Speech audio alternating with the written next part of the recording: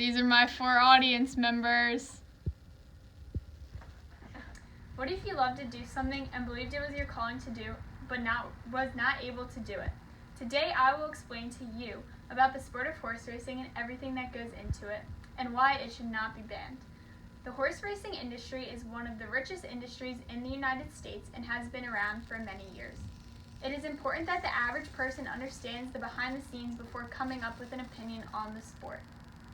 As somebody who works directly in the horse industry, I've worked with horses and some retired racehorses to see their natural instinct and how they love to run.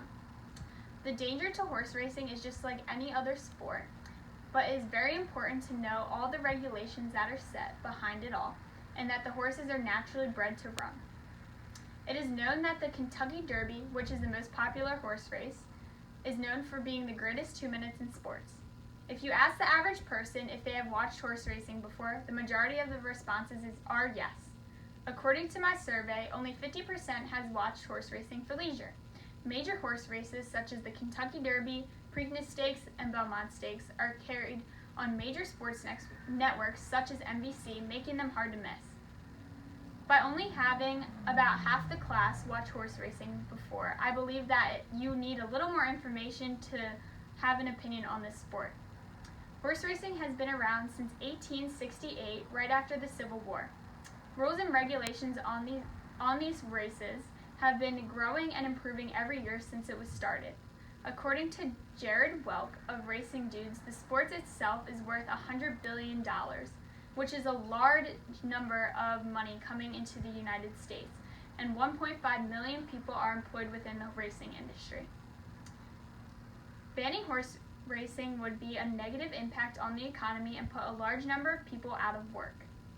According to the press release by NBC, the past 4 years, the viewer numbers for the Kentucky Derby has topped 15 million. This statistic also shows that horse racing is one of the top viewed sporting events of the year. Along with numbers and viewing and the jobs that horse racing has been bringing into the United States, we can look closer into the regulations to the sport itself. There are over 1,000 rules and regulations in the horse industry that protects the horses, owners, jockeys, and other people involved behind the scenes. In the survey, a few responses to my question about what are some of the negatives in horse racing include about the worries that horses are being abused.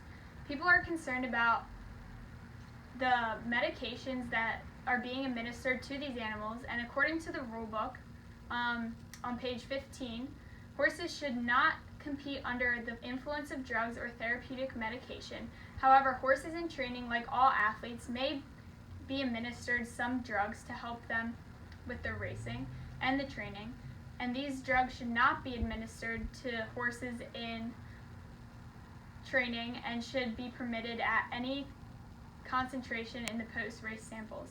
If you have watched a horse race before, you have noticed that there are moving vehicles following the horses closely while they are running.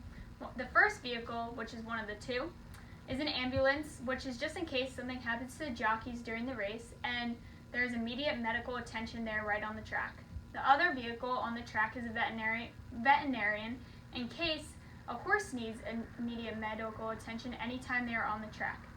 You will notice that the horses are trotted and warmed up before they race, which is just to get their muscles moving and stretched out.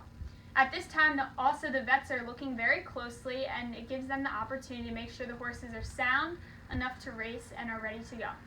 According to Ashley Griffin from the University of Kentucky, in the paddock area, the horses are brought to be saddled. There is a person that checks under the lip for a lip tattoo, which is an identification to make sure that the owners and trainers bought the right horse to race. In the article, Horse Identification Lip Tattoos, the letter that is in the front of the numbers correlates to what year they were born in, and the numbers are just like an ID. So now for my visual aid, we're going to go to another location because we cannot fit a horse in this room.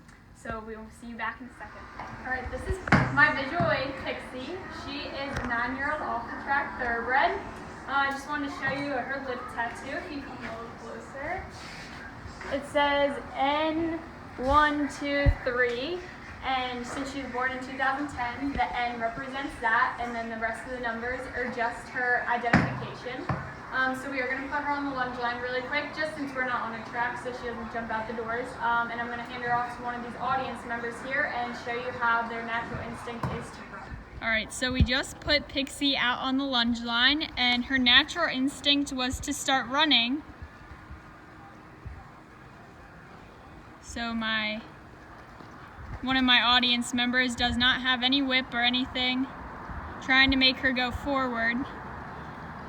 She just is naturally doing it on her own. So in conclusion, horse racing should not be banned due to the big economic impact it has on the United States.